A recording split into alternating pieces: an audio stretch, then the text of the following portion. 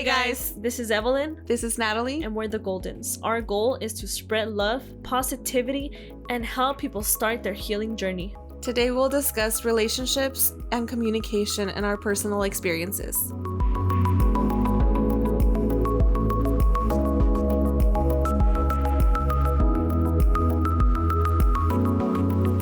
Okay guys, let's dive into it. So we'll start off with the definition of what communication is. Communication is the imparting or exchanging of information or news. And let's go ahead and just define relationship for our sake. The way in which two or more concepts, objects, or people are connected, or the state of being connected. Why are we discussing relationships and communications all together? Ooh. I've always had a problem with communication, but it helps you explain to someone else what you're experiencing, feeling, and expressing where your needs are. So it's practically what you use every day. Now, there's also lack of communication. And that's where blame comes in, relationship anxiety, depression, anger, resentment, divorce, and it keeps going. Right. So whenever we don't have good, healthy communication and relationships, that can lead to that, definitely. Yeah. So can you share some of the impacts that the lack of communication has made in your personal life? Growing up, you can give any type of example, like growing up, or you can just start off. It's always hard, right? Mm-hmm. Like me, for example, my first language was Spanish, and it was tough because I had to learn English really, really fast. Mm-hmm. And then you start hearing both languages, and then it becomes like it became freaking like Spanglish to me. So I've always had a hard time speaking and pronouncing words. I get all self-conscious when I can't speak right. Yeah, we're doing this whole podcast. And it's hard, but yeah, I'm here trying, guys. I'm out here trying, but oh my god, like when I would tell people things, but they wouldn't really know what I was saying, they would just stare at me and nod. And then I would have to start asking them. Like, I already knew the look. Of confusion. Yeah, like just nodding and just being like, uh-huh. And I'll be like, why don't people understand me? Growing up, I'm like, wow, what's wrong with me? Like, am I not speaking well? And I started learning that I wouldn't pronounce things so well. Obviously, if you guys can hear me, then please don't judge me. And please don't judge us. Yeah. I have like, you can tell I have like this accent and it sounds weird, but yeah. I don't know about anybody. But if you had strict parents, you know what the fuck I'm talking about. Because they don't let you talk. And they make all your choices for you and they talk for you. Yeah, they basically say these are your thoughts and this is what it is. And yeah. It sucks. Mm-hmm. And for me, it was like, no, cállate. Or, yeah. no digas nada. No digas nada, no le digas a tu papá, no le digas a tu mamá. Like, no le digas. And which would say, like, that basically means what? Like, shut up. Like, don't say what you think, feel. Don't say the truth. Mm-hmm. And then I honestly, I feel like I became such a good liar because of that, which is really bad. It sucks. And it ties into all this other, like, BS down the road that you're just like, did it fuck with me? Did it affect me on the long term? Did it affect me long term? Yes, it did. Yeah. I became, like, this compulsive liar because of my strict parents. They're so strict with me. Mm-hmm. That you learn how to read someone's mind and you're just like, I'm just going to say what they want to hear. Yeah. But because you can't even speak for yourself. But yeah, the strict parent part definitely like messed up my communication and relationship part with them. I was always the quiet one in class and I wouldn't talk. I wouldn't try to answer questions. I wasn't really confident. I was just like the quiet one in the back that wouldn't talk. That people thought was like, she's a weird girl because she doesn't talk. Mm-hmm. But I was so scared and afraid of what people were going to think about me because I would try to speak and like these intrusive thoughts would come into my head. Mm-hmm. And then I would get scared. And then what I was trying to say, it wouldn't really come out. It just wouldn't. And it creates a social anxiety, right, too.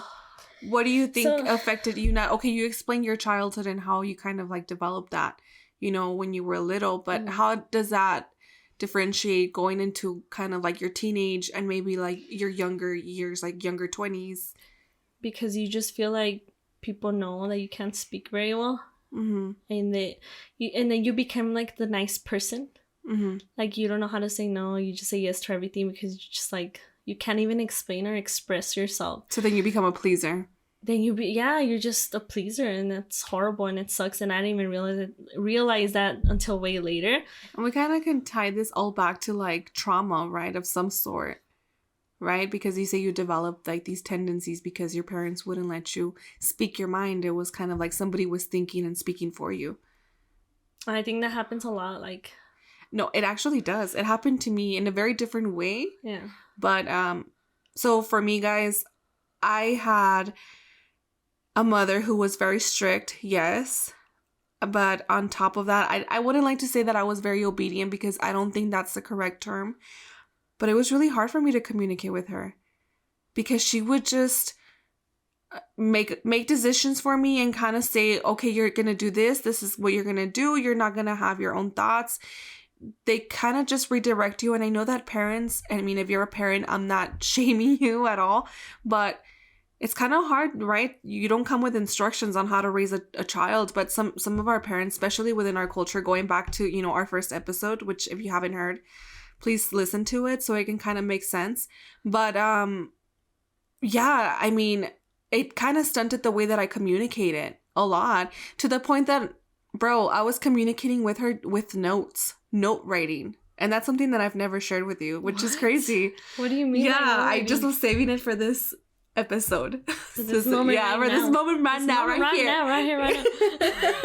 Wait, what do you mean notes? What is that? What do you mean by notes? So I became very solitary to the point that I would not express any thought or feeling at all, but not because of the fear that, you know, she was going to slap my hand and say that's not the right way to say it or that's not the right thing to do. But it was mostly just not wanting to share my true feelings with anybody. It was kind of like building a wall and protecting myself, you know, and in addition to all the trauma that I went through, and which we'll be kind of discussing more further on. But those are some of the things that kind of stunted me from communicating. And I mean, I got bullied in school for it too, because again, I never was able to communicate my thoughts and share what I actually felt. And going back to when I was little, you know, there was a lot of moments in my life where I wish I could have appropriately have spoken up for myself, especially in moments of distress, you know, moments where I didn't feel safe doing something, you know, that I was told to do. So I know it kind of turned a little dark there, but you're like over here with a big gulp. But yeah, I mean, it does impact you very negatively, and I think it's really important to learn about healthy communication. That's something that our parents never taught us. I mean, growing up, like it was so toxic. Yeah. I mean, yelling was like the way of communication, like left and right. Yep. Give us some examples now. So basically some examples are like, didn't you just mention some right now? Like what? Well, maybe you didn't. Maybe they're so like recorded in my brain that I'm just like hearing them, but it was like, you don't know how to do anything. Well, basically in Spanish, right? But you don't know how to do anything. This is the way to do things. Don't eat that. You need to eat this, blah, blah, blah. Like, it was just like, that was our way of communicating. That was our way of like growing up and communicating. That's horrible. I mean, it has very negatively impacted the way that we communicate our needs with one another and set boundaries, right? Because even as a kid, I think that it's very important to set boundaries with your parents. Like, hey, like, this is not what I want. I wanted this, and this is the reason why. And I think overall, just growing up, it's... Or this is how I feel. Yeah. This is why I'm gay. Like, this even coming out ties up to that. Yeah, everything. That's why we're talking about this, because it's like, it's so crazy. So important. Yeah. It is very important. And... it's like an everyday thing, right? Mm-hmm. I mean, not to say that nonverbal communication makes up about 80%, right? But still, like you said, the nonverbals, like, you would have to really like go home and see, hey, like, what is this person feeling before I make up a lie, or should I tell the truth? What are some things for you that, you know, eventually turned into a trigger? So when I was like in high school and during college, whenever somebody would ask me a question, I would like freeze. I don't know if you guys have ever felt like when somebody just, I mean, it could be social anxiety, a little bit of that. I wouldn't say like fully, because I was a little social. Like, thankfully, I was so sweet and nice that I looked friendly, and people would just thought I was friendly. Like, approach you right away. Just approachable right away. But a trigger for me was when they would ask me a question. It could be like a classmate, like, or a professor, a teacher, or friend. And if I was in a public area, like, my hands would get all sweaty. I would start getting so nervous. Heart palpitations. These are like real things. And I would get so fucking nervous that I would feel like I was shaking. Like, if I was cold, like trembling. It goes back to when my parents like used to ask me questions, but it felt like they were interrogating me. Yeah. And it never felt like they were scaring the fuck out of me. Instead of like genuinely having a conversation, like, hey, are you okay? Hey, like, what's wrong with you? I've noticed you, like, you look a little off. Do you feel off? What's wrong with you? No. It was like, ¿qué chingados tienes? ¿Qué tienes ahora? ¿Qué traes? What the fuck is wrong with you? ¿Qué traes? Like, what the fuck? And you're like, what the fuck? I don't even know what's wrong with me. Your 5-year-old self. Fuck, I don't know. But, so, I would say that's one of my triggers. Even, like, going up and presenting. I don't know if you guys have ever felt like that. When you have to go up and present and all your classmates are like, you're speaking. You're the one talking. And you're like, what the fuck? I can't even say no to you guys. Like, fuck, I'm scared to say no. Because you can't communicate. You're just so scared to, like... communicate your needs. Yeah. And it's so scary because you can't even tell people how you feel. Sometimes I would zone out of my body and like I would be speaking, but I wasn't really sure what I was saying. And it sounds like the room is just like buzzing. Like, it's weird. I don't know if you guys have ever felt like that when I don't know if you guys remember being in class or in school and you're presenting, and I don't know what the fuck I was saying, but I was talking. But I could just hear myself kind of like that. But like, I have no idea what I was saying. Well, that's very bad. Because I was inside of my thoughts, yo. When I was younger, I did, have difficulty communicating. And one thing that I would always do, I was such a freaking pleaser that I would tell people, like, if you would ask me a question, like, hey, like, what's your favorite color? I would be like, blue, because you like blue. You know what I mean? It was weird. That's fucking weird. Yeah, it's fucking weird. Yeah. Or fuck. Yeah, or my way of communicating that I didn't want to talk about anything basically with anybody would be, I'm fine. And I'm like, that's not even a feeling, yo. Like, I'm not even expressing myself. When we start hiding away our anger feelings and emotions and sadness, I'm fine, everything's fine. Yeah, and you start using like distributive, like, ways of getting rid of that anger or that emotional buildup that you have within you. Yeah. How did this affect your relationships? Like, oh my god, like my relationship? Intimate relationships. Yeah. Okay, like, oh, we're talking about We're talking about exes. All right. Let's get into this. I mean, back then, I was a very prideful girl, and I just wanted everything my way because I never had it my way. Since I had very controlling and strict parents. I'm here in college, right? And I'm like, this is my fucking year, this is my time. And I had an ex, and me and my ex just had no communication at all. I know that makes no sense, but have you guys ever been with a person where, like, you guys just, like, don't talk about anything? Literally, like, there's no communication. Like, you don't, for example, you don't tell each other how you feel or what's wrong, or if someone's upset or mad about something else that happened the other day or anything like that.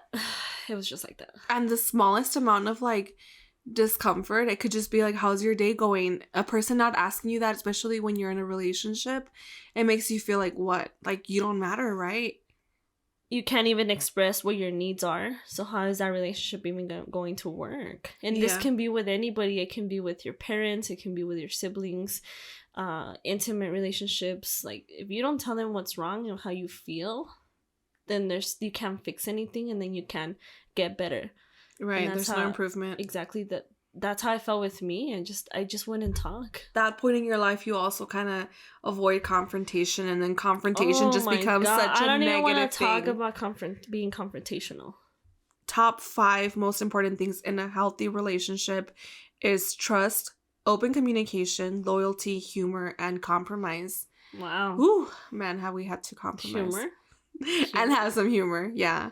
Live a Wow. little. Life is too short, right? You have to have humor? Yeah, we have a lot of humor. Yeah, we do. Everything's fucking funny. Like right now, before recording this, we just couldn't start recording because we just started laughing like fucking crazy people, and like fucking crackheads. Like we couldn't stop fucking laughing. And we're literally like, should we take a shot just to relax? Because we just get the giggles. I think we should just like start drinking for the next one so that we can relax, because I think they're just like nervous giggles. How did lack of communication affect your previous relationship? So, have you guys ever felt as if maybe you were sharing this experience with someone, but you guys live completely different worlds where neither of each of you were like understanding each other? And that's sometimes not your fault. You know, I'm not saying that you might be with the wrong person, but at that time with my previous relationship, I felt like our worlds, no matter how much in my mind I wanted them to collide, like they just were not colliding. You know, it was just not it.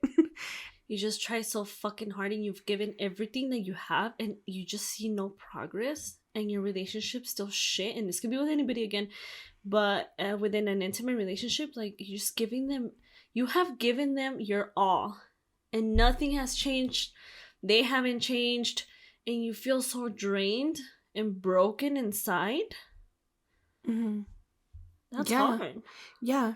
And especially with, you know, it all comes down to communication, basically. I think communication is like the main source of like how to describe how we feel, what our needs are. But if neither of you guys like, or neither, you know, me or my ex or you and your ex, you know, ever knew how to talk to one another or share personal thoughts and experiences and feelings and about the simplest things, then your relationship's never going to advance or basically never going to get anywhere. So yeah, I felt very misunderstood. I felt unrelatable. I felt like a freaking alien out of this planet that I'm like, damn, like, why am I so unhappy? Like, I should be like basically happy, and obviously communication was not there. And this ties back to growing up, you know, our parents, how they would talk to us. And this ties up to childhood traumas that would stunt you from communicating your needs or, you know, speaking up when you were afraid and scared.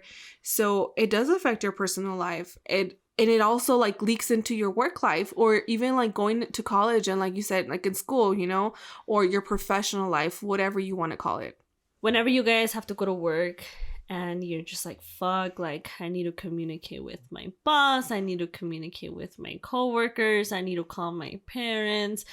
Every day we're constantly communicating. I also wanted to bring up like the whole thing with like coworkers and even, you know, colleagues and, you know, when you're going to school. Friends. Yeah, with friends. But also like when you're have you guys ever worked on a project? I'm pretty sure everybody has been when they put you on a project with the poster and the markers. And you're supposed to 6 freaking people like in a group and like nobody talks and nobody like, or even like one person dictates the whole thing or nobody talks, or you end up with, you know, you could be the person left with the whole thing, the whole project to do. There's like no leaders. I mean, that is so hard. That was one of my biggest pet peeves. But going back to what you were saying, yeah, like sometimes we can't even communicate with our siblings, like, you know, the lack of communication, or even, you know, they might have experienced the same, obviously, upbringing from our parents, and there's no communication. Like our way of communicating is like looking at each other and like nodding and not having those emotional feels. Yeah. Mm-hmm. All right. Yeah. Pues ni modo. Mm-hmm. Okay. That's it fine. is what it is. All right. What the fuck is that? Have a good day. You know.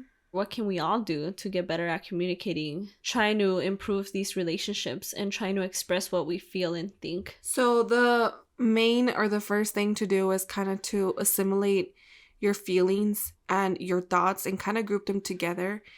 And sometimes it might even take practice for some of you, but that's nothing to be ashamed of. And obviously we're going to, you know, reach, you know, from different spectrums of like households of upbringing. So not one story, again, as I'm always going to say this, is going to match, you know, somebody else's exactly the same way. So it just starts by collecting your thoughts, kind of reviewing the things that you want to say, and then expressing them, but in a healthy manner. You can, you know, ask someone, hey, can I talk to you? Like, do you have some time to talk? Or if you're uncomfortable with a situation, like just verbalizing your needs in a very, you know, gently formal manner and saying, hey, I feel uncomfortable doing this. I think those are the first steps in taking into realizing that you could change the way you communicate with people, and you could possibly change the way that, you know, you grow within your relationships. It could be with your kids, with, you know, your family, with your parents, your siblings, your spouse, your husband, your friends. There's a lot of things that, you know, I wish I could say to some of my friends, you know, that words that have been left unspoken of things that have hurt me in the past. And you kind of just let it go. And then what happens? You lose that friendship. People think it's like just a necessary drama and they don't want to deal with it. Mm-hmm. They're like, oh, I don't want to deal with this. Like, no, just leave it how it is. Or others might think it's not that important, but it is important. I think that being able to express yourself, and like, here's a whole thing about like, let's talk about our relationship now. Oh my God, there's been a lot of compromise that we've had to do. And it's, you know, a little bit of sharing with all of you guys, because we're kind of putting our... expose me, babe. We're putting to these people. Just kidding. I'm gonna just explain some of the things that we've had to encounter because of how we grew up. You know what I mean? Yeah. We had to kind of compromise and understand that we don't come from like the same traumas, you know, even though they might be similar, we don't come from the same traumas. And we also need to verbalize, hey, like, I don't feel 100% today. Like, please don't irritate me, you know? And it could be something simple as that can prevent you from having an argument. You know, you're going to be like, hey, like, I'm not going to irritate her. I'm going to kind of give her, or, you know, or whoever, him or her, whatever, your space, so there won't be an issue. And then we'll kind of touch bases again tomorrow, because let's face it, guys, we don't always feel 100%. There's always some stressor in our life. It could be some health issue. It could be, you know, work related. It could be family issues, or maybe you just need a freaking mental day, right? To just regroup yourself. If your mom doesn't want to talk to you, if your dad doesn't want to talk to you, then I am so sorry that they don't want to share these beautiful moments with you, because life is too fucking short. And don't be afraid to speak your beautiful mind. Please don't do it in a respectful way, but don't be afraid to speak your mind, because you don't know how sometimes that, you know, causes disadvantage. All right, guys, thank you so much for listening today. Remember to spread love and peace. And don't give up on your healing journey. Stay golden.